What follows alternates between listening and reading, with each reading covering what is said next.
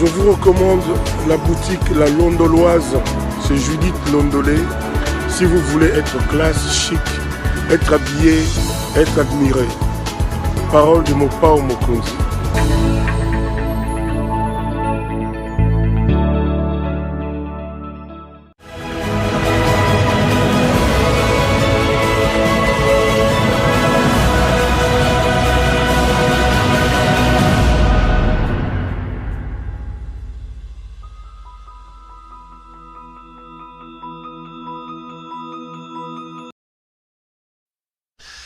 Madame, Messieurs, bonjour, bonsoir et bienvenue à ce nouveau numéro de l'émission d'Écrit Info, ce magazine d'analyse d'actualité politique, sociale, économique et même juridique qu'on a lancé ici. On prend des questions très importantes qui retiennent l'actualité dans plusieurs domaines.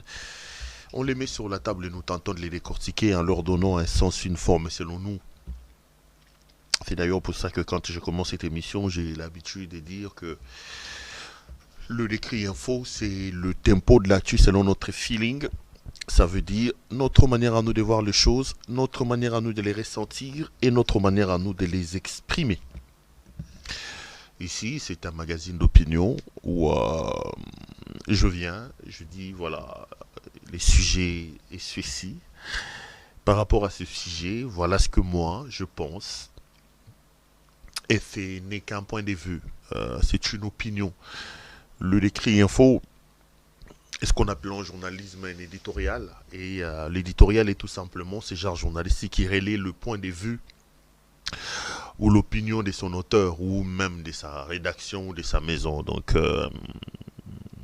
inutile, je voulais dire, de s'insulter, de se rentrer dedans. On ne peut pas avoir une sorte d'unanimité autour des opinions. Je ne veux d'ailleurs pas, moi, qu'il se crée une sorte d'unanimité autour de ce que j'ai dit. Je suis très conscient que ce que j'ai dit ici est une opinion, qu'il y en aura des gens qui seront totalement d'accord avec moi, il y en aura qui le seront moins, il y en aura aussi qui seront totalement contre avec moi. Mais ce qui est intéressant et ce que l'on ne doit pas oublier, c'est que personne, que ce soit ceux qui sont pour, ceux qui sont moyennement, ceux qui sont au milieu, je sais pas moi, ou ceux qui sont contre, personne n'a le droit d'empêcher à l'autre de pouvoir donner son point de vue. Et parfois, j'ai discuté avec certains de mes téléspectateurs, si vous croyez vraiment que parfois c'est par récitation que j'ai dit certaines choses, non. Je l'ai dit vraiment par conviction pour planter le décor et je l'ai dit avec mon cœur quand j'ai l'habitude de vous dire que ce que j'ai dit ici n'est pas du tout une parole d'évangile. Je ne suis pas un pasteur pour vous dire dites oui et amen à tout ce que moi je raconte. Non, j'ai toujours dit que ce que je vous dis ici, je ne suis pas dans une église, ce n'est pas du tout une parole d'évangile. Vous avez donc le droit de remettre en question tout ce que j'ai dit. Et moi-même, déjà, dans mon introduction, j'ai l'habitude de dire que ce que je vous dis n'est pas du tout une parole d'évangile. J'expose mes propos aux étant pris de vos critiques parce que je restais convaincu que du choc d'idées, la lumière, alors la vraie lumière finit toujours par jaillir. Le choc d'idées est d'ailleurs le symbole, le socle d'un pays ou d'une situation de démocratie. Parce que la démocratie est tout, alors tout, sauf le règne de la pensée unique. La démocratie, c'est la contradiction, c'est la divergence des vues. On peut diverger en termes de point de vue, mais le plus important, c'est que la divergence doit se faire dans le respect de l'autre. Moi, ce qui me désole et ce qui me turlupine dans le débat qui se passe en République démocratique du Congo, c'est le fait qu'il y ait des insultes, qu'il y ait des... Voilà, dans ce que nous faisons. Nous pouvons vraiment diverger, nous pouvons être en totale contradiction, mais nous pouvons trouver de l'équilibre en respectant le point de vue des uns et des autres et en débattant dans la paix. Mr. Jason, everything is okay there? Ok. Donc, en débattant... dans la paix. Donc je suis heureux de vous retrouver. Je voulais vous souhaiter bienvenue à vous tous. Vous souhaiter très bonne soirée. Nous sommes mardi aujourd'hui. On a commencé la semaine hier. Après une semaine exactement d'absence, j'ai vu que vous étiez nombreux à m'appeler, à me faire des textos et à me faire de WhatsApp pour m'expliquer que vous êtes heureux de me retrouver. Après ce petit moment d'absence, moi-même aussi j'ai été très heureux de vous retrouver. Croyez-moi, je l'ai dit encore que aujourd'hui le moment des plaisirs, des grands plaisirs, je les trouve avec vous, mes téléspectateurs. Je reste debout et on continue à combattre parce que nous croyons d'abord en notre combat. Et puis nous croyons qu'il y a des gens répandus à travers le monde qui croient en ce que nous faisons, qui nous encouragent. Et ils deviennent aujourd'hui des sortes de leitmotivs, des éléments d'encouragement qui nous poussent à rester debout pour ce pays-là, pour nous tous. Nous pensons que nous pouvons apporter notre modeste contribution pour l'édification de ce pays qui n'attend que ses dignes fils et ses dignes filles pour se relever. Et si ce que nous faisons peut d'une certaine manière apporter une petite contribution, nous serons donc les hommes les plus heureux de la planète. Bonsoir une fois de plus à vous et bienvenue. Appelez tel. Vous savez que nous formons une famille, la famille s'appelle nos habitués des émissions, des gens qui ont l'habitude d'être avec nous. Regardez s'ils sont pas là, appelez tel. Dites-lui que, bon, Mayangani Bandi, s'appelle les Bandi. Mbote Nabinonio Sotou. Bonsoir à toi, Pumaski Ouetou. Bonsoir à toi, Nanou la princesse. Bonsoir à toi, Liliane K. Bonsoir à toi, Kikwiti Lukemi. Bonsoir à toi, qui d'autre que je vois très souvent sur les chats en train de commenter.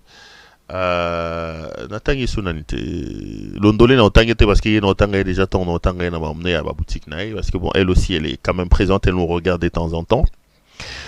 Oui, hein, des gens que je connais qui sont assez expressifs dans nos chats, donc bienvenue à vous, bonsoir à vous tous et surtout merci de nous faire confiance, merci de vos messages d'encouragement, merci de vos appels. Je voulais dire 2-3 petites choses. La première des choses que je voulais vous demander, si vous êtes un habitué de ces shows, vous connaissez le principe, je vais vous demander la main sur le cœur de pouvoir vous abonner à notre chaîne YouTube, CPL TV, donc la chaîne où vous êtes. S'il vous plaît, abonnez-vous. Abonnez-vous. Passez le message. Regardez la personne qui est à côté de vous. S'il n'est pas encore abonné, demandez-lui de pouvoir s'abonner. Et nous, ça nous fera énormément plaisir. Ça nous fera énormément... on sera énormément content. Donc, abonnez-vous et abonnez-vous encore. La deuxième des choses que je vais vous demander, mes chers frères, la main sur le cœur. Si vous regardez cette émission, si vous regardez le travail que nous faisons et surtout si vous aimez le travail que nous faisons, je voulais vous demander de pouvoir liker la vidéo que vous regardez. Aimez donc cette vidéo. Vos likes nous permettent de nous mettre à l'abri de certaines actions de malfaisance des personnes qui sont là à cogiter, à réfléchir sur ce qu'ils doivent faire pour faire mal à votre chaîne. Un simple clic que vous pouvez faire, un simple j'aime que vous pouvez faire peut effectivement nous mettre à l'abri de ces choses-là. Donc likez la vidéo et partagez-la. Et la troisième chose que je voulais vous demander, c'est d'appeler notre amie Judith Londolé Betoko Lilo Molati Kitoko Bilamba Kitoko Yemoko Kitoko. Judith est notre partenaire des dents depuis longtemps. Elle est patronne d'une boutique qui s'appelle La Londoloise. Elle habille les hommes. Si vous êtes un homme, vous voulez habiller votre mari, votre frère, votre papa, veste, chaussures, cravate, tout ce qui concerne l'habillement. Regardez donc les spots publicitaires que j'ai diffusés au début de cette émission. Je vais d'ailleurs vous le reproposer à la fin de cette émission. Appelez Madame Betoko Lilo et passez vos commandes. Elle se fera le réel plaisir d'honorer vos commandes partout où vous êtes à travers le monde en passant. La chemise que je porte encore aujourd'hui est l'œuvre de notre partenaire de la boutique La Londoloise. C'est encore elle qui m'habille ce soir. Qu'est-ce que j'allais encore dire? Non, j'ai fini le préambule. Oui, je crois. J'ai fini le préambule. Et on va rentrer dans le vif de cette émission. Je voulais vous demander, parler de la situation dans l'Est de la République, mais c'est pas important parce que ces jours-ci, avec la situation dramatique de cette partie de la République, vous allez vous rendre compte que la plupart des émissions qu'on va commencer à faire, on aura toujours des chapitres sur l'Est de la République. Hier, j'ai largement parlé de l'Est de la République, j'ai donné mon point de vue. Aujourd'hui encore, je parlerai de ça parce que à l'heure où je suis en train de tourner cette émission, j'apprends qu'il y a des intenses combats dans les encablures de la ville de Goma. Les gens sont en train de se battre effectivement pour le contrôle de Kibumba, de la localité de Kibumba. Kibumba qui est à 20 km des Goma. C'est pratiquement le tout dernier verrou lorsqu'on vient du territoire des Rutshuru et qu'on va vers le chef-lieu de la province. Et j'ai appris qu'il y a quand même une certaine panique, pas une grande... Bon, il y a une certaine... je vais dire ça autrement, un certain questionnement de la population dans le Nord Kivu. Des gens qui se posent des questions, qui sont dans l'appréhension et qui attendent de savoir ce qui va se passer. Le combat se déroule donc à ce moment ici à Kibumba. Kibumba qui, je le répète, est à 20 km. Donc ça ne sert à rien que je m'attarde là-dessus. Je reviendrai largement, alors très largement, quand j'ai déroulerai le chapitre que j'ai réservé sur la situation sécuritaire dans l'Est de la République démocratique du Congo. Comme je vous ai dit, ces jours-ci, habituez-vous, on va souvent commencer à parler, à faire des chapitres sur l'Est de la République. Je vous donnerai des informations sur l'évolution du terrain militaire, donc des affrontements. On va aussi aborder le terrain diplomatique avec ce qui se passe à gauche et à droite. Il y a eu un balai diplomatique ces jours-ci, j'en parle à la fin de l'émission probablement. On va continuer comme ça pour que vous soyez informés, parce que vous savez que nous ne faisons pas de fake news, nous donnons les informations, alors les vraies informations. J'ai reçu des appels et certains messages des téléspectateurs, de certains qui se présentent comme des chrétiens aussi, par rapport à ce que j'ai dit concernant le pasteur Roland Dallot hier. Il y en a qui sont allés trop loin en disant que sa prophétie était un mensonge. Il y en a qui ont dit que Perrault, ce que tu as dit était vrai. Il y en a aussi qui ont estimé que on n'avait pas les droits de parler lorsqu'un homme de Dieu a déjà parlé. Voilà. Je voulais dire 2-3 petits mots avant de pouvoir avancer dans ça. Ce que nous tous nous devons savoir, c'est que la République démocratique du Congo est un État laïque. La laïcité de l'État est même consacrée dans notre Constitution. Donc, lorsqu'on parle de la laïcité de l'État, ça veut dire que le système de gouvernance, le système de gestion de la République n'est pas basé sur une croyance à un Dieu. Non. La République démocratique du Congo n'est pas un État chrétien comme je l'entends des autres. La République démocratique du Congo n'est pas un État musulman. La République démocratique du Congo est un État laïque. La République est un État laïque, mais qui consacre le droit à la spiritualité. Chacun de nous a le droit de croire à quoi il veut. Vous allez avoir dans ce pays-là, vous avez des francs-maçons, vous avez des gens des cancars, vous avez des gens des églises des réveils, vous avez même les gens des pétages en pleine église. Il y a des péteurs qui viennent péter à l'église. Vous avez les musulmans, vous avez les catholiques, vous avez les protestants. La Constitution reconnaît aux Congolais le droit de pouvoir exprimer leur spiritualité. Là n'est pas du tout le problème. Et que ça soit dans la Bible, et que ça soit dans comment ça s'appelle, dans l'église, que ce soit dans la Bible et que ce soit plutôt dans le pays, personne ne peut empêcher à un Congolais de réfléchir à haute voix dès lors que la prophétie que le pasteur Roland Dallot avait donnée est une prophétie qui est tombée et qui concerne mon pays. Lorsque le pasteur Roland Dallot fait une prophétie en public, le pasteur Roland lui-même prend le risque de laisser cette prophétie-là à l'approbation ou à l'appréciation d'un public large, parce qu'il savait qu'il était filmé, il savait qu'aujourd'hui avec les nouvelles technologies de l'information et de la communication, le message va aller même au-delà des frontières. Donc, discuter, opiner autour de la prophétie que le pasteur Roland Dallot a donnée n'est pas un péché. Et d'ailleurs, dans la Bible, Dieu lui-même nous dit: ne méprisez pas les prophéties, mais examinez. C'est-à-dire que tourner, retourner, étudier. Dieu nous dit de ne pas être aveugle. Dieu n'a pas dit que quand quelqu'un vient, il te dit, c'est à mon nom, moi j'ai dit, et moi, puisqu'il parle au nom de Dieu, j'ai dit, non, Dieu n'a pas dit ça. Et d'ailleurs, Dieu lui-même nous prévient, il va très loin. Il dit que dans les derniers jours, vous aurez des fausses prophéties, des faux prophètes et des faux pasteurs. Heureusement qu'il va encore plus loin, il dit lui-même, au dernier moment, ils viendront, ils diront que je prophétisais à ton nom, j'ai dit ceci à ton nom, et moi je leur dirai que je ne vous ai pas connu.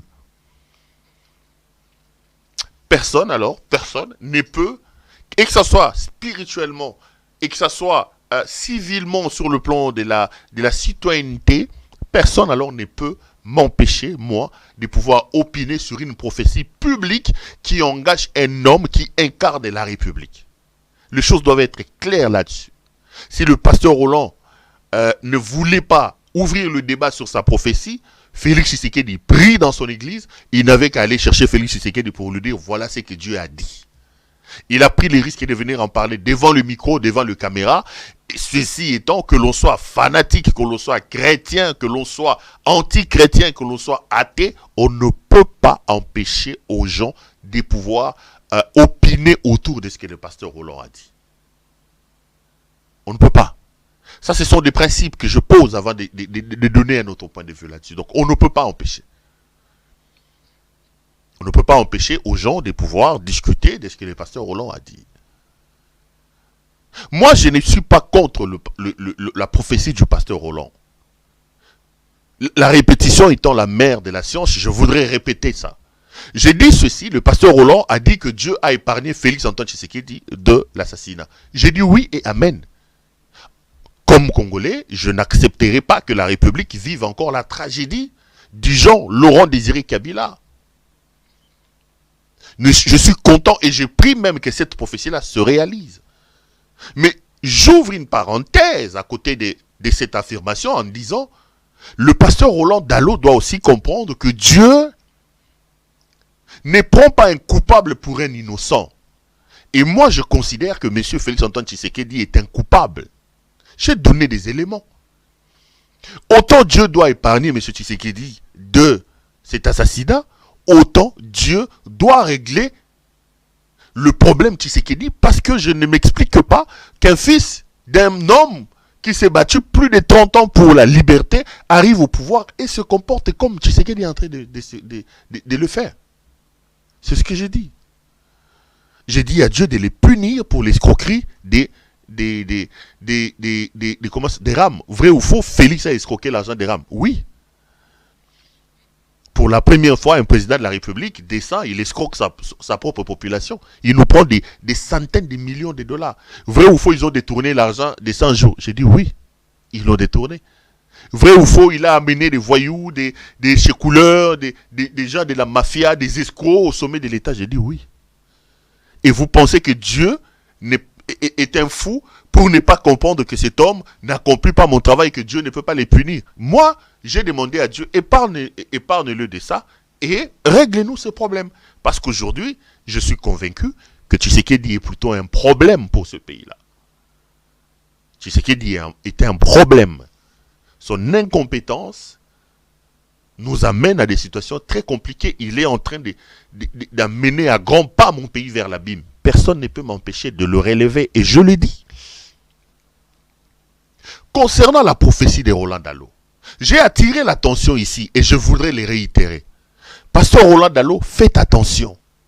Le domaine des prophéties, surtout quand on rentre dans un domaine des politiques, il y a beaucoup de sensibilité. Vous allez à coup sûr y laisser des plumes. À coup sûr, j'ai dit. Et j'ai rappelé ici au pasteur Roland Dallot les arriérés de sa gestion ratée de ses deux enfants, Félix Antoine Tshisekedi et Martin Fayoulou. Deux enfants, Fayoulou a été humilié dans cette église-là et il a même fui l'église. Félix a volé la victoire de son frère et l'église s'est organisée pour faire une prière ostentatoire, sachant que Martin Fayoulou était là, on l'a filmé, on l'a mis sur la place publique, c'était une humiliation. Donc, d'une certaine manière, l'église, à mon point de vue, n'a pas correctement géré ces deux enfants-là qui sont aujourd'hui en conflit. La responsabilité repose aussi sur les épaules des pasteurs Roland Dallot dans cette affaire-là. Et de là à commencer à nous donner des prophéties, tant mieux. Mais n'oublions pas que c'est la première prophétie que le pasteur Roland donne.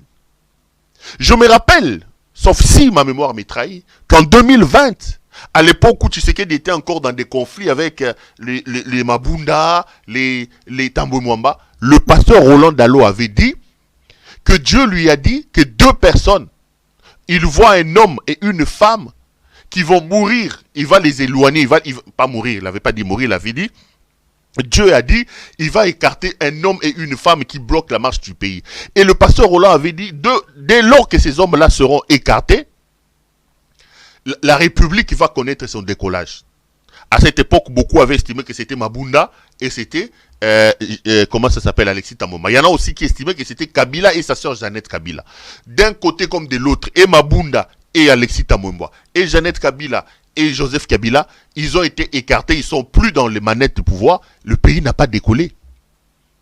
Est-ce que le pasteur Roland Dalo peut-il nous dire, nous devons attendre encore, ou ces deux hommes-là que Dieu devait écarter pour que le pays décolle ne sont toujours pas écartés? Si vous connaissez le pasteur Roland Dalo, posez-lui cette question. C'était en 2020. À l'époque où Benda Komakio, Alexis Tambomamba, Boudé Félix, Mabunda manqué Félix respect. Le pasteur Roland Dalo avait dit, Dieu va écarter deux personnes, un homme et une femme. Une fois que ces deux-là seront écartés, la République va prendre un décollage. Jusqu'aujourd'hui, ces hommes-là, tous les Kabila ont été écartés. Le pays, au lieu de prendre un vol, le pays a sombré. Nous analysons les prophéties. Le même pasteur Roland Dalo, il nous a dit qu'avant les élections de 2023, il voit 4 candidats, 4 têtes. De ces 4 têtes-là, l'un va mourir, l'autre va avoir, comment il appelait, un handicap, une maladie ou un handicap, et les deux autres vont compétir. Les 4 là, on avait dit que c'était Joseph Kabila, Félix Tshisekedi, ça c'est moi qui dis, les gens ont dit, Joseph Kabila, Félix Tshisekedi, Martin Fayulu et Moïse Katumbi. Il a dit, nous sommes à la veille de 2023, y aura-t-il élection ou pas? Est-ce que la prophétie là est toujours d'actualité? Devons-nous continuer à attendre qu'un des 4 têtes majeures de la politique, tel que le pasteur Ola avait prophétisé, meure? Est-ce que la prophétie là va s'accomplir? Parce que c'est vrai que le pasteur Roland nous donne des prophéties, mais n'oublions pas que c'est pas la première. Il a dit que sur les 4 têtes couronnées de la politique, l'un va mourir, l'autre va avoir un handicap. À la veille de 2023 ou des élections. Nous sommes là. Est-ce que on doit toujours attendre qu'entre les 3 là, les Tshisekedi, Kabila, Katumbi et Fayulu, il y a toujours l'esprit des morts qui circule et qu'un va mourir, ou le pasteur Roland aujourd'hui nous dit, si nous attendons, la Bible dit, même si elle tarde, attendons-la. Mais ici, cette prophétie avait un temps. Il avait dit, à la veille ou pendant la période de 2023. 2023, c'est demain, on va voir. Le pasteur Roland Dalo avait encore prophétisé en disant que Félix Tshisekedi ne va pas amener la lumière, Félix Tshisekedi va nous amener si c'est l'état des droits. Mais là, nous sommes dans un état de dictature. Donc, tous ces éléments mis en place me poussent, moi, à me poser des questions. Et en me posant des questions, je n'ai pas manqué du respect. Je n'ai pas fait un crime de lèse-majesté. Dieu nous a donné l'intelligence. Dieu lui-même nous demande de pouvoir analyser, de pouvoir examiner les prophéties. Je ne rejette pas cette prophétie-là. Autant j'ai dit oui et amen. Parce que je suis congolais et que je ne voudrais pas que mon pays vive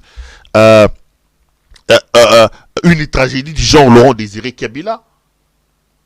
Autant je préfère que cette prophétie-là s'accomplisse, et je prie d'ailleurs qu'elle s'accomplisse. Autant j'ai aussi le droit de me poser des questions. Surtout qu'on est dans un pays où l'église ne rime pas avec le sérieux. Surtout que nous sommes dans un pays où le mot pasteur ne rime pas avec le sérieux. Torah na tango kala seria ba dina ba la seria ba église ba nzambe malamu.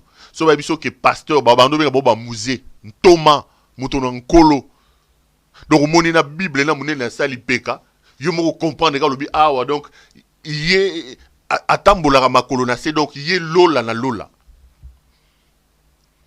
Le pasteur dégageait un certain respect. C'était un titre, c'est-à-dire que moi, si ce gars lobby qui a qui répétition, moi, si ce gars lobby qui évangélisation, on a pasteur, aux à l'aise. Au quotidien, on a commis Nzambobia, Nzambe, merci pour passer moi, si idée, il y a aucune église. Les lois moi il y a vierge, il y a 17 ans, il y a 18 ans, Tinda n'est pas pasteur. Donc, bana bazo longa ba vierge na libanda bazo que nous aller se faire kokoye ba mibali na kata l'église na ba frère ba intercession na ba pasteur. Zo moi na yo tinde l'église na église da okoye comme péteur akoye ba pétage na kata église. Dans un contexte comme celui-là, nous sommes en droit de nous poser des questions lorsqu'on vient nous dire que Dieu a dit. Dans un contexte comme celui-là, on ne peut pas m'empêcher de m'interroger. On ne peut pas m'empêcher de m'interroger parce que l'église elle-même a perdu tout crédit. L'église au Congo, l'église il y a Zawadi, l'église il y a pétage, l'église il y a Eliane Bafeno, l'église à Congo. Oh papa, je suis à l'SM où il y a eu une grande onction là-bas. Je suis à l'église du Christ à la maison. Église du Christ à la maison. Je suis moi-même diacre là-bas. Moi-même, parfois je me transforme en archbishop. Parfois je suis apôtre là-bas à l'SM. Église du Christ à la maison. Christ lui-même est là. Parce que je ne veux pas kogeneko yima na makambo na omona na l'église somba mai, somba mafuta, kweya kuna, salaboy. Je dis, Nzambe batera motema na ngai. Église ya motema moto, donc Nzambe batera motema na. Voilà ce que je voulais dire sur les appels des uns et des autres, sur les messages que j'ai reçus sur Makambo Tolobaki Lobby à prophétie à Pasteur Roland Dalo. C'est pas de manière irrespectueuse. Je me pose seulement des questions et je suis en droit de le faire. Bandeko, je voulais et j'ai toujours dit à Wawa, que il faut dire à nos amis qui sont au pouvoir que la République est quelque chose de sérieux. Hier, j'ai cité un professeur d'université, le professeur Mamba, qui m'a donné le cours des politiques étrangères. Et je vous ai dit que le professeur Mamba me disait que pour contrôler l'environnement exogène d'un pays, ce pays-là doit d'abord avoir la possibilité, la capacité de s'organiser à l'interne. Le retentissement externe d'un pays n'est que la conséquence et tributaire de ce que ce pays-là fait sur le plan local. On ne peut pas accepter, mes chers frères, vous qui dites que tel a fait, tel a dit, on ne peut pas accepter de vivre dans un pays où les sacrés n'existent plus. Où être président de la République n'est plus un sujet d'honneur. Être ministre n'est plus un sujet d'honneur. Être député n'est plus un sujet d'honneur. En réalité, des gens qui arrivent à ce niveau-là, si on était sérieux, ça devait être le meilleur d'entre nous. Nous sommes des millions. Selon la théorie de l'organisation de l'État, il y en a plusieurs. Il y a la théorie des Léviathans, la théorie de ceci, de cela. Nous disons, nous remettons notre sort à ceux d'entre nous que nous estimons avoir certaines capacités qui sortent de la mêlée pour nous conduire. Parce qu'en réalité, quand on occupe des grandes fonctions, on ne les occupe pas pour soi-même. On peut engager le pays en guerre. Les actions que l'on pose sont des actions qui sont de nature à avoir des conséquences, non pas pour vous-même, mais des conséquences sur tout un pays. Et le Congo, c'est plus de 100 millions d'habitants. Le Congo, c'est 2 345 410 km² de superficie. Le Congo, c'est 80 fois la Belgique. Le Congo, c'est l'ensemble de l'Europe orientale. Au sein de tout ça fait le Congo. Et un pays comme celui-ci qui sort dans des situations compliquées, nous devons avoir le meilleur, la crème d'entre nous. Il faut pas occuper ma grande fonction. Et ces gens-là ont l'obligation, dans leur comportement, de faire que les fonctions étatiques qu'ils occupent soient de fonctions d'honorabilité qui le couvrent d'une certaine respectabilité. Aujourd'hui, l'État est dans la rue, mes chers frères. Des vigiles, des voyous, des chécouleurs, des gens de la mafia, des escrocs, occupent aujourd'hui des grandes fonctions et ne comprennent pas. Je vais vous donner un cas particulier. Monsieur Félix Antoine Tshisekedi a nommé à l'OEBK. L'OEBK est une très grande organisation dans ce pays, c'est une société. L'OEBK, en fait, c'est la société qui gère le projet des routes pont-rail, route. Vous voyez, vous partez des bananas, vous passez par Mwanda, vous êtes à Boma, vous êtes à Matadi, vous êtes à Kinshasa. Ces corridors-là, en principe, ça doit être banana, donc à l'ouverture vers l'océan, où Félix est allé faire une aventure, soi-disant qu'il va inaugurer un port. Il l'a pas fait. Donc, des bananas, vous êtes à Mwanda, vous êtes à Boma, Matadi, Kinshasa. L'OEBK gère, parce qu'il y a aussi des projets, des rails sur ces points-là. Mais cette route-là qui nous prend plus de 3000 km, le projet, c'est de quitter maintenant Kinshasa.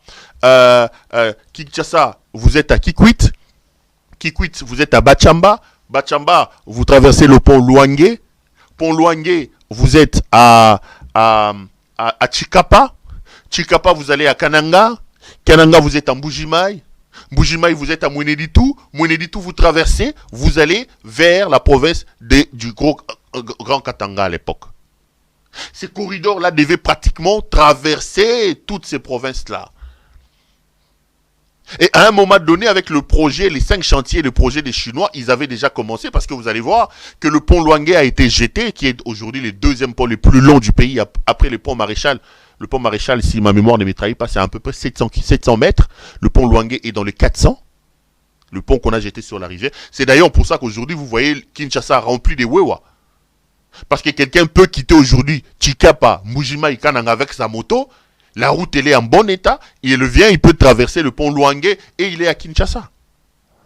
Kabila, à son temps, faisait une campagne où il disait une chèvre qui est tuée à Kikwit le matin peut être mangée à midi à Kinshasa. Et vous avez alors, dans le tronçon qui part des bananes à Kinshasa, une société étatique qui, lui, a la responsabilité de gérer. C'est d'ailleurs cette société-là qui gère aussi le péage. Parce que quand vous arrivez à Kassangoulou, vous avez un péage. Quand vous arrivez, par exemple, à Matadi, vous avez un péage. Et c'est la même société-là, OEBK, qui gère le péage. Mes chers frères, Félix est allé nommer un mikiliste là-bas. Un certain Mavambu. Je crois que c'est l'homme que Ojibe Wabouakaka. Cet homme est arrivé comme dans leur groupe de mikilistes. Il trouve une grande société de cette nature-là. Bandeko et comme il camboya blague. Parce que Mavambu connaissait Félix Tshisekedi à partir de l'Europe. Des gens qui traînaient avec lui à Bruxelles, probablement. Quand on va parler, on va encore dire. J'ai parlé ici hier de Didier Baïto Palais. Je vous ai parlé avant-hier de Eboma Tabou. Moi, je ne suis pas contre nos amis de la diaspora. J'ai toujours dit que la diaspora congolaise a des têtes couronnées, des gens très compétents. Je suis fier de ce que vous, à la diaspora, vous faites. Le Congo vit aujourd'hui à cause aussi des transferts de la diaspora. Mais lorsqu'on sort de la diaspora et qu'on devient président de la République, moi je ne refuse pas que nos compatriotes de la diaspora viennent apporter, mais trouver des compétences dans la diaspora, parce que vous gérez l'avenir, les devenirs de tout un peuple. Donc là, dans la diaspora, des Congolais qui ont fait l'ULB, des Congolais qui ont fait Sorbonne, des Congolais qui ont étudié à Cambridge, des Congolais qui ont étudié à Lyon, à l'université de Lyon. Les Congolais de Lille, qui ont fait des études, qui ont des compétences. Des Congolais médecins, est-ce qu'il n'y en avait pas pour que monsieur aille prendre dans les rues les chécouleurs et ses amis et les amener? Est-ce qu'on nous prend au sérieux? Ce monsieur est arrivé, il croit aujourd'hui qu'une société de cette nature-là, mes frères, il pense qu'ils peuvent transformer ça, il peut transformer ça la musique. OEBK est commis à faire, il y a un mikiliste, un DG qui vient, Mokoto Oyo, Eloro Bomoni, Bokeba, Ngaina Pi, Fachaza Mutunanga. Et c'est dans toutes les entreprises comme ça.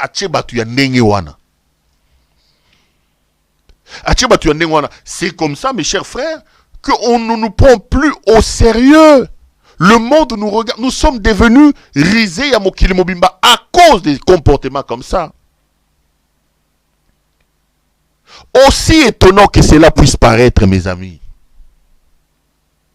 le monsieur Mavambu, aujourd'hui, il nomme parmi les directeurs, retenez bien, Jean Bedel Chitouka, Jibem Piana.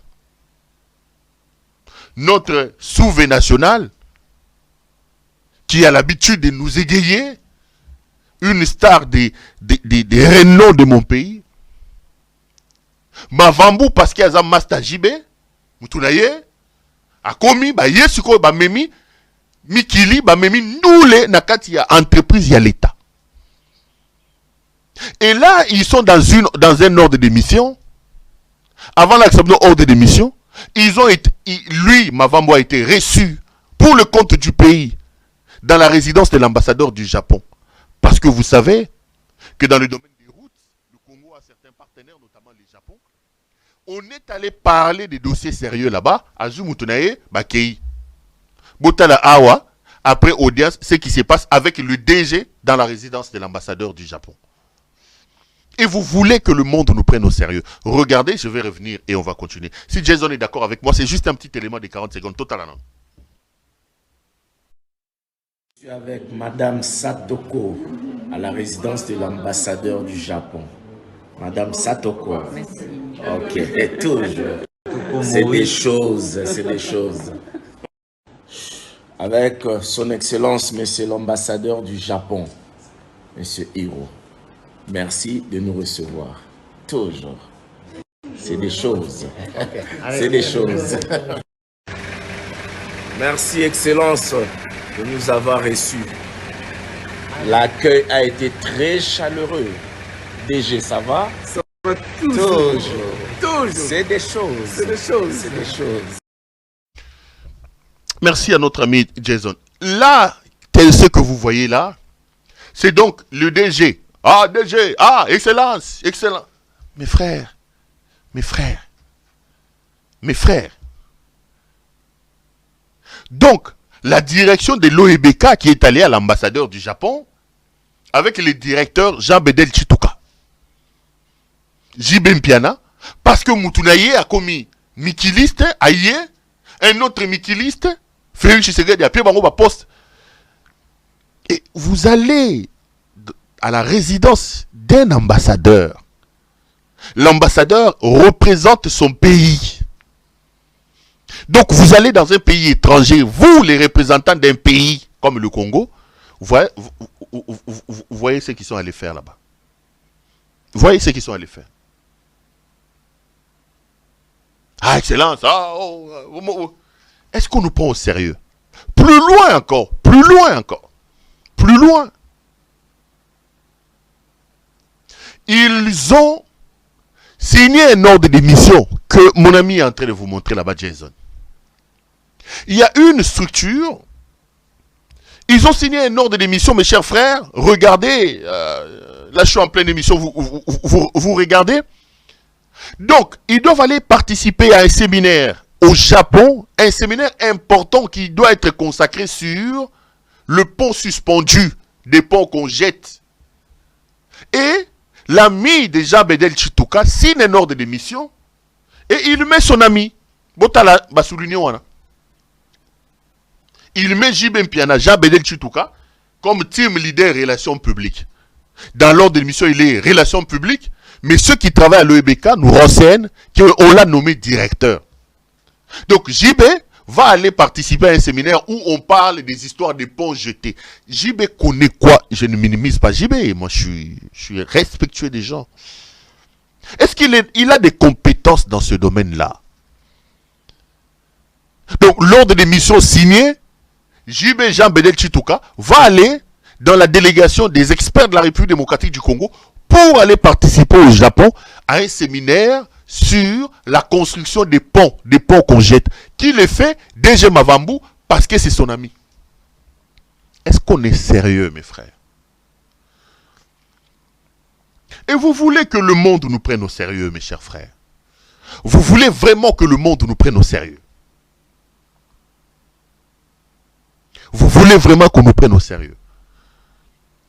Je voudrais ici rappeler à ceux qui sont au pouvoir, au président Félix Antoine Tshisekedi, Monsieur le Président, la République doit être respectée. La République doit être sacrée. La République est ce que nous avons de plus important. La République, ce n'est pas vous. La République, c'est moi. La République, c'est l'avenir de mes enfants, de mes petits-enfants. Ce que vous êtes en train de faire est anormal, mes chers frères. Avoir ces régimes à la tête de ce pays est une malédiction, mes chers frères. Et je commence à poser la question, bon Dieu, qu'avons-nous fait pour mériter ça?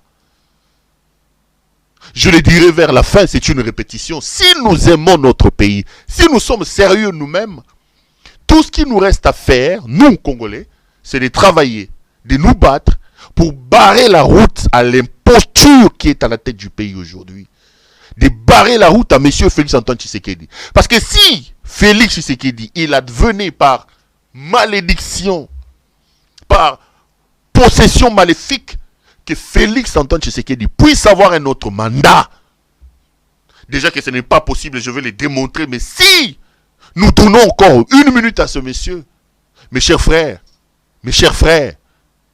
nous n'aurons que nos yeux pour pleurer. Chaque seconde, chaque minute que ces messieurs passent à la tête du pays nous insécurise.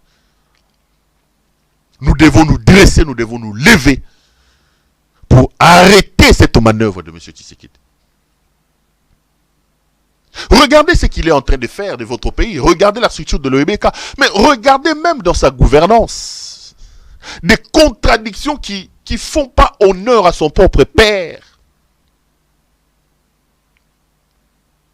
Comment expliquer que le fils de quelqu'un qui s'est battu pendant plus de 37 ans, qui a incarné l'espoir de tout un peuple, de tout un pays, qui nous a dit de nous battre, qui a parlé de l'état des droits, qui a parlé du peuple d'abord, son fils prend le pouvoir et aujourd'hui c'est la dictature dans le pays. Personne ne peut rien dire. Les manifestations publiques sont interdites, les gens sont dans des prisons. Il dit que Malo Kotonda. L'argent du trésor public est devenu une histoire de l'argent privé. On peut faire tout ce qu'on veut dans ces pays-là. Et qui est à la tête du pays? C'est le fils de Etienne Tshisekedi Mulumba. Martin Fayoulou est revenu, je vais vous parler de ça. Mais pour ceux qui n'ont pas suivi Martin Fayoulou, parce que j'ai promis hier de revenir sur son interview et sur son arrivée, on va suivre juste ces 3-4 minutes. Martin Fayoulou, il était en tournée héros américaine. Suivez ce que Martin Fayoulou a fait, ce qu'il a dit, parce qu'il est passé sur TV5 Monde. Je vous retrouve à la fin de cette interview pour qu'on continue. Si vous êtes d'accord avec moi, on va suivre d'abord cet extrait de Martin Fayoulou. Vous parliez des forces armées congolaises tout à l'heure. Comment expliquez-vous le fait que l'armée congolaise ne soit pas en mesure de défendre l'intégrité territoriale de la RDC? Mais parce que M. Félix Tshisekedi est incapable, incompétent et irresponsable. Il est venu faire autre chose, il est venu chercher de l'argent avec ses amis. Et parce que, comme j'ai dit tout à l'heure, dans 3 ans, 4 ans, on peut mettre en place une armée forte, une armée équipée et une armée motivée. On ne l'a pas fait, donc vous ne pouvez pas demander à quelqu'un qui n'a pas de ressources intellectuelles, des ressources en lui pour faire ce qu'il ne peut pas faire. On va revenir sur la prochaine présidentielle en RDC dans quelques instants, mais avant, j'aimerais vous interroger sur les 21 000 $ par mois depuis janvier 2022. C'est selon vous le salaire des députés en RDC. 2 députés élus congolais qui soutenaient vos propos ont été auditionnés cette semaine, notamment par la commission spéciale de l'Assemblée nationale. Selon vous, combien devrait percevoir un député congolais? Selon moi, j'ai dit que le député congolais touché depuis janvier 2022 21 000 $. Il y a d'autres qui sont allés plus loin, mais notre député Jean-Baptiste Kassekwa a pu démontrer sur base des virements qu'il reçoit dans son compte en banque que ces chiffres-là sont combien confirmés. devrait toucher un député selon vous? Un député doit toucher combien? Un député doit faire partie d'un barème d'un pays par rapport aux ressources du pays, par rapport à l'ensemble du pays, par rapport aux autres fonctionnaires, aux autres agents de l'État. le salaire du président, c'est que le président touche, doit être connu, le Premier ministre, le président de l'Assemblée, les députés. Mais dans ces pays où les plus pauvres, le plus petit, vit avec 2 $ par jour, comment pensez-vous que, ou comprenez-vous, acceptez-vous qu'un député puisse vivre avec 700 $ par jour? Non, il faut une tension. On ne peut pas accepter cette différence. Comment voulez-vous payer un professeur d'université 1500 $, un médecin 700 $, et qu'un député vous touche 21 000 $ plus? La prochaine présidentielle en RDC est prévue en décembre 2023. Vous êtes candidat, vous l'avez déjà déclaré, mais vous remettez en cause les conditions et la transparence du scrutin. Qu'est-ce qui vous fait croire que le processus électoral en RDC n'est pas approprié pour l'instant? Mais ce n'est pas approprié parce que vous le savez, M. Félix Tshisekedi, le 20 juillet 2020, il a mis en place une cour constitutionnelle à ses ordres. Et après, il a fait adopter à l'Assemblée nationale une loi électorale qui est donc à sa mesure. Et après, il a mis en place une commission électorale qui obéit à lui. Donc, nous nous disons qu'on ne peut pas aller dans un match, dans une compétition, avec les règles du jeu qui ne sont pas acceptées par tout le monde. Il faut que nous puissions nous mettre ensemble et discuter de ces règles du jeu. M. Félix Tshisekedi se donne beaucoup d'avantages, l'argent de l'État qu'il amasse, et puis des positions qui s'est données au niveau de la loi électorale, au niveau de la Cour constitutionnelle et au niveau de la commission électorale. Ça sera ma dernière question, Martin Fayulu. Quel programme proposez-vous aux Congolais pour qu'ils votent pour vous? Mais attendez, heureusement, j'ai amené ce que nous appelons ici les manifestes de Kisangani, Congo et Kolomoko, Congo un et indivisible, pour un Congo libre, fort, digne et prospère. C'est ces programmes que mon parti a adopté, ces manifestes à Kisangani lors de notre 2e congrès ordinaire. Ce que je veux, d'abord, les murs des fondations d'un immeuble. Ces murs-là, pour le pays, pour nous, c'est les, un gouvernement qui passe d'abord pour un état de droit. Un état de droit. 1. 2. Il faut l'intégrité territoriale avec une armée formée, entraînée. Et en 3e position, il faut la cohésion nationale. Si Mobutu est parti, nous a laissé un héritage et un seul, c'est l'unité, la cohésion nationale. Et 4e, c'est la gouvernance intègre. Si vous avez ces 4 blocs, et après, nous avons des priorités, en commençant par l'éducation, l'agriculture, et ainsi de suite. Donc, nous avons 18 défis consignés dans ces manifestes qui seront la base de notre programme à présenter au peuple congolais. Martin Fayulu, merci d'avoir répondu à nos questions. Merci beaucoup à notre ami Jason. Vous venez là de suivre M. Martin Fayulu Madidi, qui était donc en face de nos confrères de TV5 Monde. Il a dit un certain nombre de choses que je partage, moi, totalement. Quand on lui pose la question, je sais que beaucoup de nos compatriotes, et moi-même, je me pose ces questions aussi. Mes frères, aujourd'hui, on dit du Rwanda qu'il est, on l'appelle comment, Singapour d'Afrique. Le Rwanda est cité dans des grands forums. Ceux qui visitent le Rwanda peuvent vous dire, on sent l'organisation, il y a un certain développement. Même si le modèle politique, moi, ne me plaît pas. Le Rwanda, c'est pas un pays de démocratie, mais au moins, le pays est en train de se développer. Moi, quand je discute avec les gens de Félix Tshisekedi, ils me disent, ah, qu'est-ce qu'il peut faire? Prenons seulement le Rwanda qui nous fait la guerre, mes frères. En 94, le Rwanda connaît un massacre, le génocide des Tutsis. On parle de 800 000 morts. 800 000 morts pour un pays qui, à cette époque-là, aujourd'hui, le Rwanda, je crois que c'est plus de 10 millions d'habitants, quand même, 10 ou 12 millions, je crois, oui. Mais à l'époque, la démographie rwandaise était calculée aux alentours de 4 ou 3 millions. 4 ou 3 millions, maximum 5 millions. Donc, le 1/3 pratiquement de la population était assassinée. été assassinés. Le pays sort de situations de guerre. Le président Abiyarimana est assassiné. Les génocides s'opèrent. La plupart des Hutus traversent vers chez nous. Et le Rwanda s'organise un peu jusqu'à ce qu'un homme qui s'appelle Paul Kagame, qu'on l'aime ou qu'on l'aime pas, moi j'ai toujours dit, soyons sérieux avec nous-mêmes. On peut monter, on peut descendre. Moi j'ai vu qu'aujourd'hui on dit des Paul Kagame qu'il est Hitler. Je vous l'ai dit et je vous le répète, le problème du Congo ne s'appelle pas Paul Kagame. Le problème du Congo s'appelle, à l'heure où nous parlons, Félix-Antoine Tshisekedi. Notre problème, c'est nous. Retenez ce que je vous dis, mes chers frères, et je suis sincère avec moi-même. Si l'insécurité dans l'Est de la République profite au Rwanda, n'attendez pas que le Rwanda vous amène la paix sur un plateau d'or. Les relations entre les États, ce n'est pas une affaire d'amitié, ce n'est pas une affaire des enfants des cœurs. Les États n'ont pas de cœur, les États n'ont que d'intérêt. Et la responsabilité des États, c'est de pouvoir se battre pour protéger leurs intérêts. Si l'intérêt du Rwanda passe par la déstabilisation de l'Est de la République, le Rwanda va vous déstabiliser, vous allez monter, vous allez descendre, ce n'est pas son affaire. Le Rwanda ne nous empêche pas, et Martin Fayulu l'a dit. Je l'ai dit. Nous, on peut dire que Mobutu a détruit le pays, mais Mobutu est quand même parti, ça fait combien de temps? J'enlève Mobutu, j'enlève les Kabila, je prends Félix-Antoine Tshisekedi Tshilombo.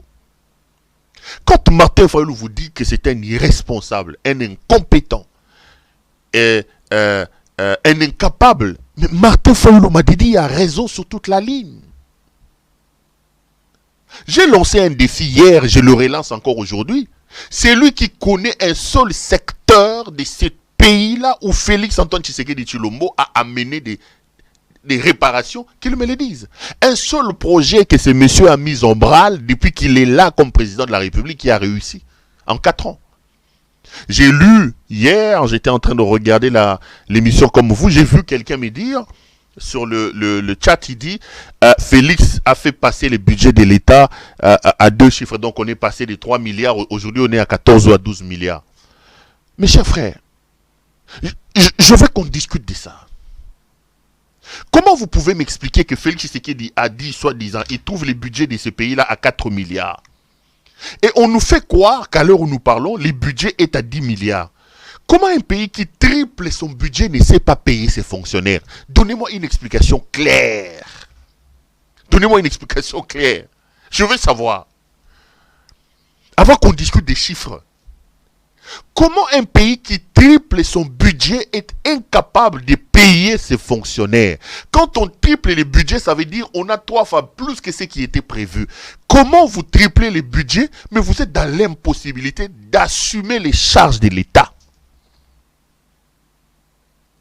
Comment un pays qui triple le budget peut avoir des professeurs d'université en grève?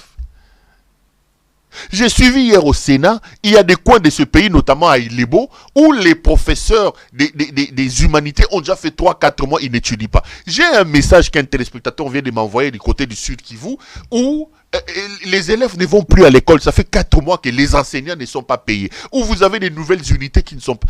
Comment on peut expliquer ça? Expliquez-moi ça. Expliquez-moi ça. Comment dans un pays qui triple son budget, les ministres provinciaux ne sont pas payés, les députés provinciaux pour certaines provinces, ça fait aujourd'hui 13 mois qu'ils ne sont pas payés, les médecins marchent dans la rue, ils ne sont pas payés. Attendez.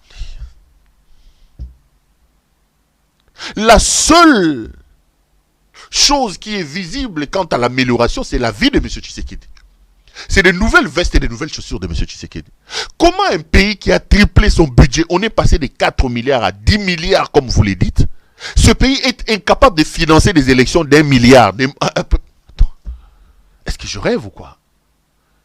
Non, vous pensez que les Congolais sont des imbéciles. Moi, je ne veux même pas commencer à discuter des chiffres. J'ai fait des éléments palpables. Discutons de ce qui est palpable. Vous trouvez un budget à 4 milliards. Et celui qui vous a laissé le budget à 4 milliards organise des élections avec des fonds propres. Vous vous multipliez ces budgets-là à 10 milliards, les élections nous coûtent aux alentours de 800 millions ou 1 milliard.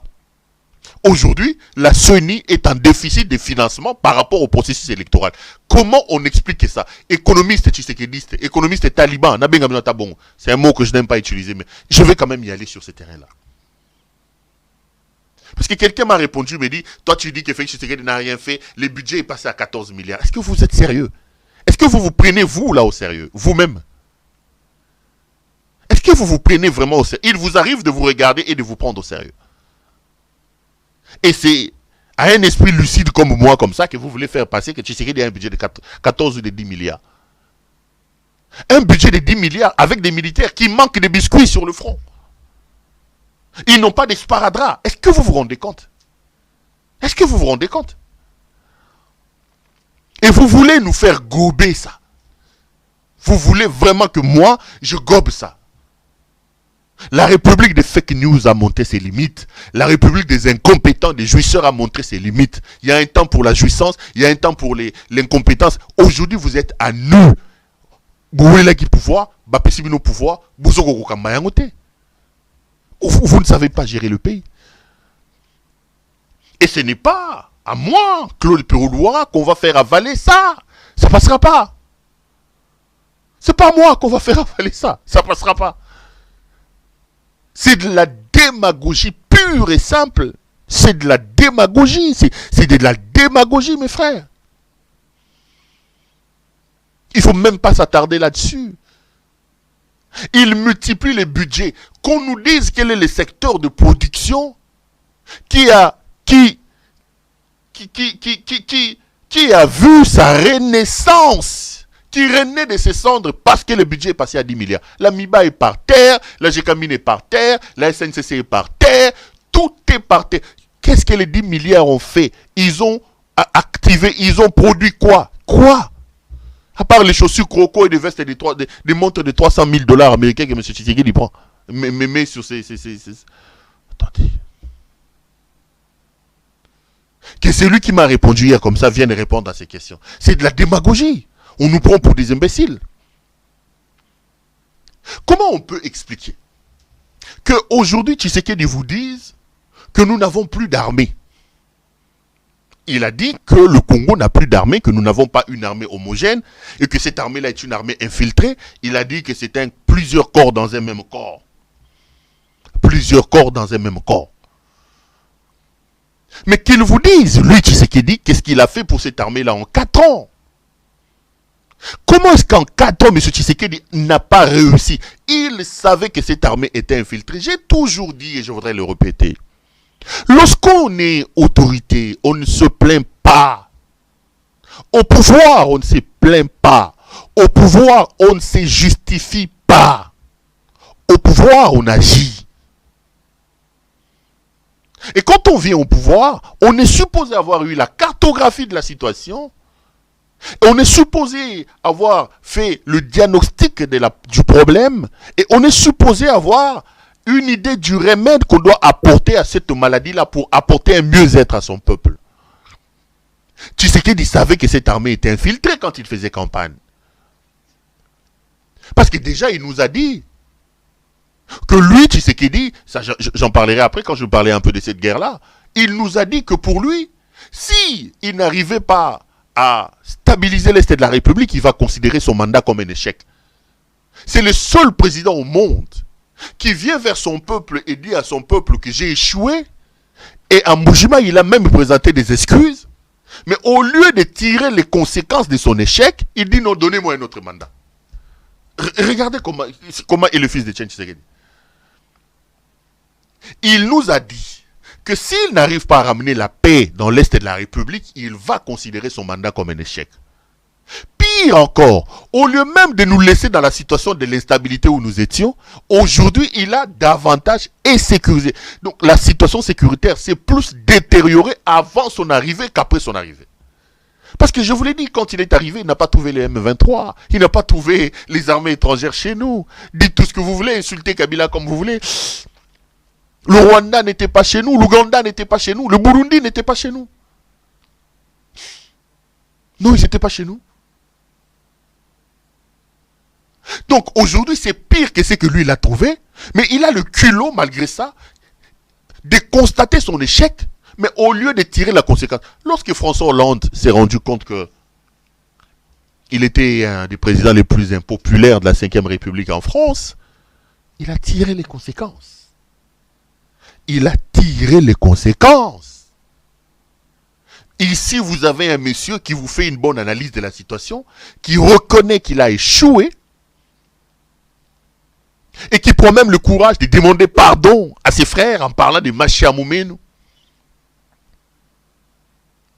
Mais qui, au lieu de tirer les conséquences logiques de cet état des choses, il dit qu'il veut se représenter. Mais monsieur, vous avez échoué, vous voulez vous représenter pour faire quoi? Répondez-moi.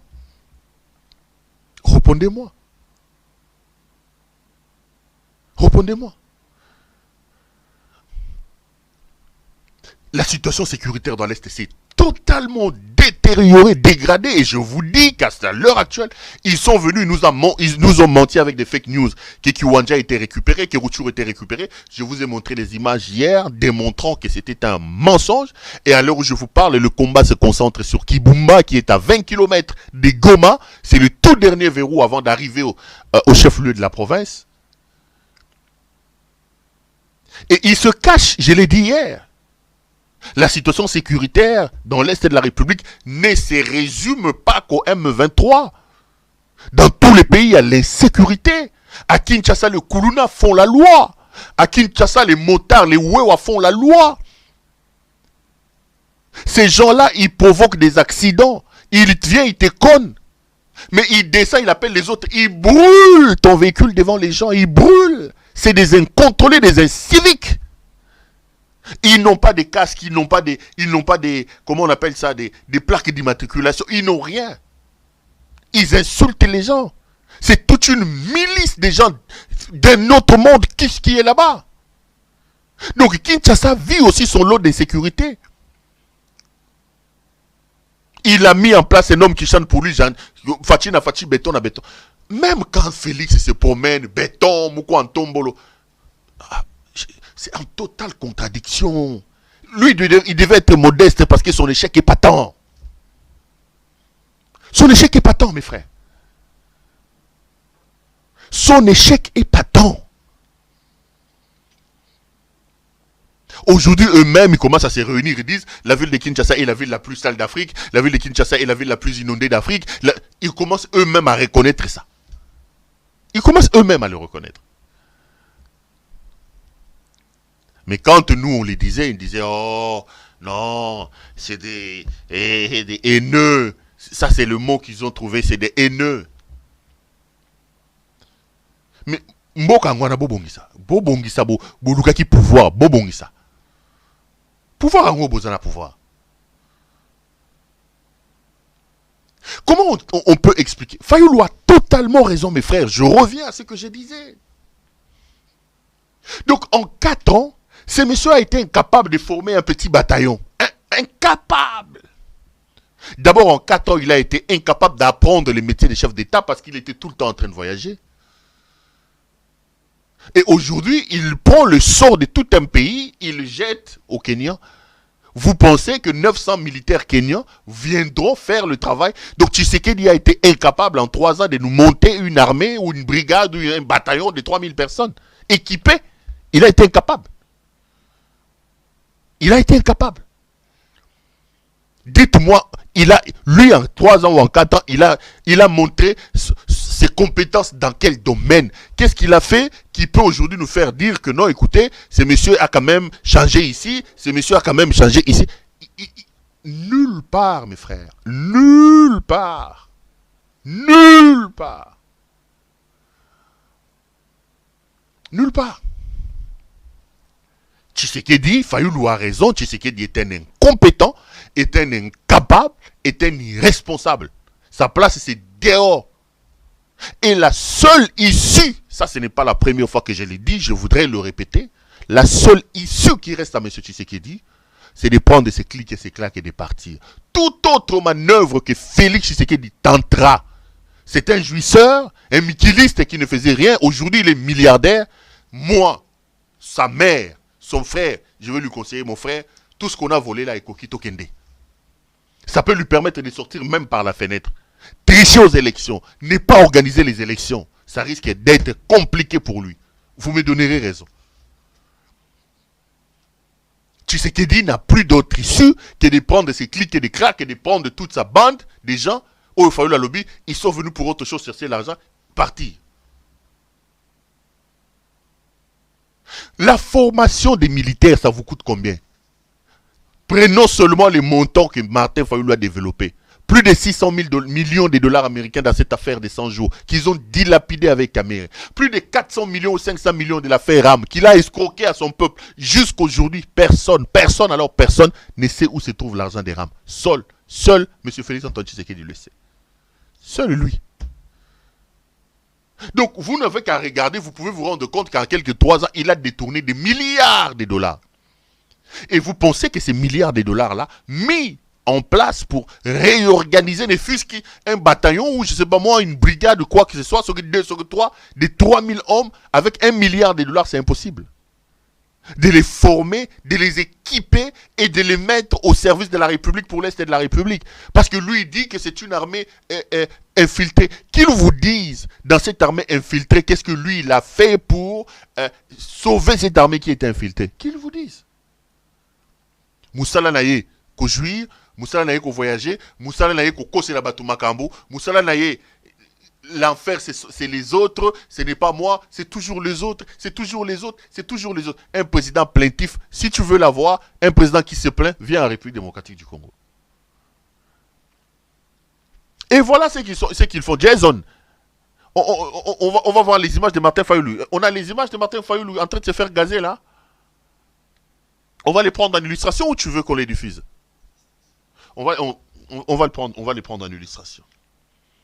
Et puisque Martin Fayulu a dit ça, il envoie Jean-Denis Ngobila refuser de prendre des actes de l'arrivée de Martin Fayulu. J'ai vu quelqu'un en train de se moquer de Martin Fayulu. Oh, Asalim Piaka, Martin Fayulu Batoyambi.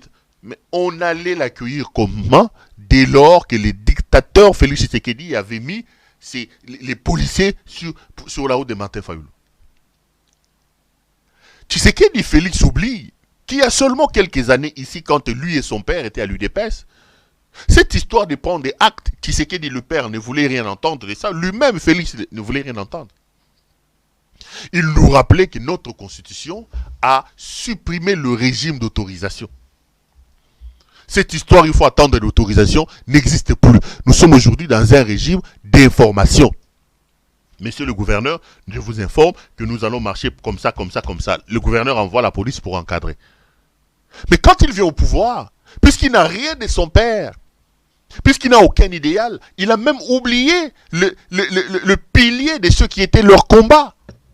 Il a restitué cette histoire de prendre des actes. Ngobila a refusé de prendre des actes de l'arrivée de Martin Fayulu.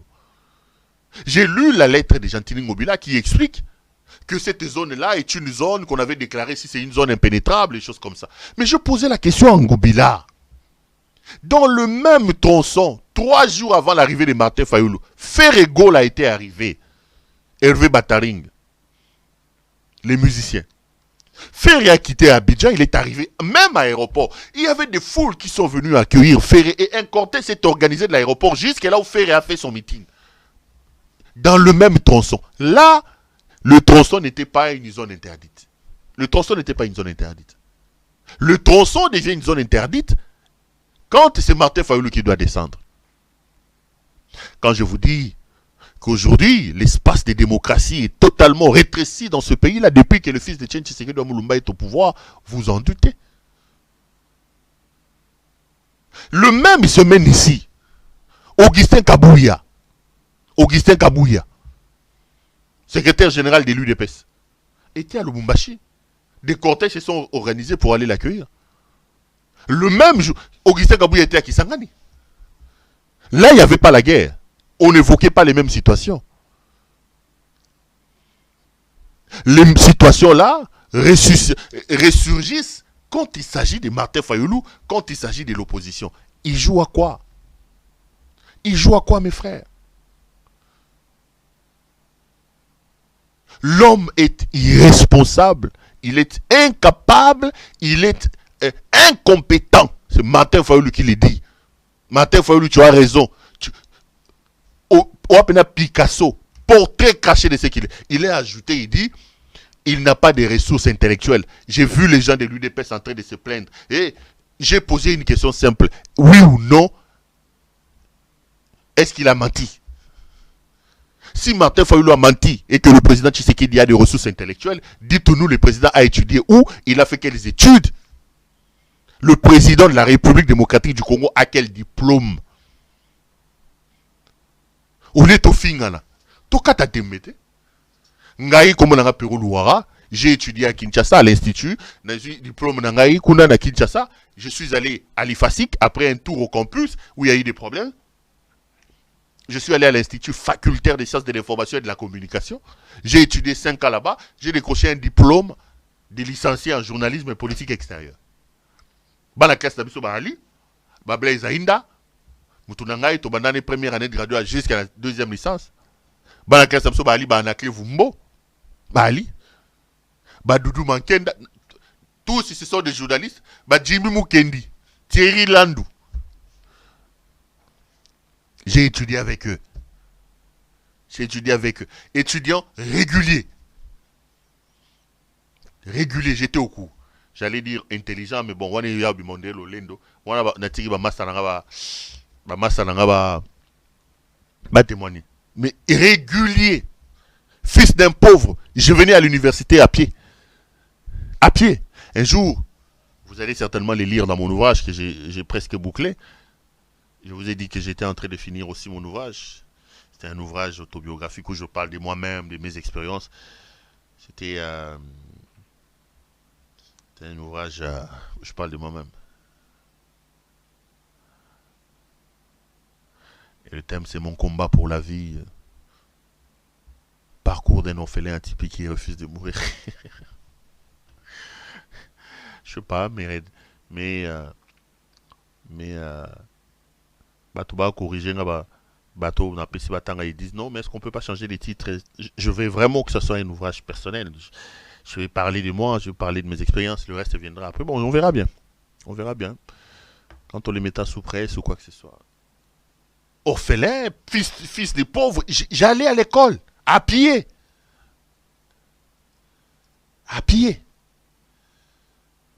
Mais à boire na bana papa ba premier ministre ba kinda ba poto ba nini soko seigneur diplôme na comme au fingier. Oh. Seigneur diplôme. Fayulu a raison. Et je vous dis, chers frères, chers compatriotes, chassons la peur de nos cœurs. Habillons-nous du courage. La patrie est en danger. Monsieur Félix Tshisekedi est un danger pour nous tous.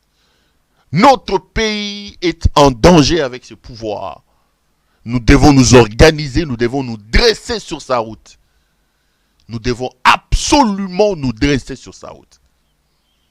Chaque minute, chaque seconde que cet homme passe à la tête de notre pays nous insécurise. Je le dis et je le répète. Et chaque jour qui passe, les choses, les événements me donnent raison.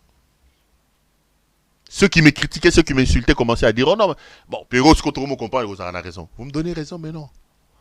Le problème du Congo, à l'heure où nous parlons, s'appelle M. Félix-Antoine Tshisekedi. C'est lui le problème. C'est lui. Et on a passé pasteur Roland Dalo. Les 3 présidents là étaient dans leur pays. C'est notre pigeon voyageur qui voyage n'importe comment, qui n'a pas voyage n'a qui a signé un accord à CQC M23. Ce ne sont pas ces présidents-là, c'est lui. Le problème, c'est lui. Et si nous aimons notre pays, chers frères, nous devons nous organiser pour barrer la route à Félix-Antoine Tshisekedi. Je voulais parler de la guerre dans l'Est de la République, mais là, je suis déjà à 1h20. Hein, Mr. Jason? Je suis déjà à 1h20, donc 1h20, je pense que on va pas abuser quand même de la patience de mon réalisateur. Je vous retrouve demain. Demain, je reviens alors sur le plan politique des uns et des autres pour 2023. Je vous ferai également le point sur la situation de l'embargo des armes et la situation dans l'Est de la République. Souffrez qu'on arrête là aujourd'hui. Merci à vous et très chers frères, très chers amis de m'avoir suivi. Toujours un grand plaisir de vous retrouver. Retrouvons-nous demain pour un autre numéro de cette émission. Bonsoir et bonne suite des programmes sur nos antennes. Allez, à demain.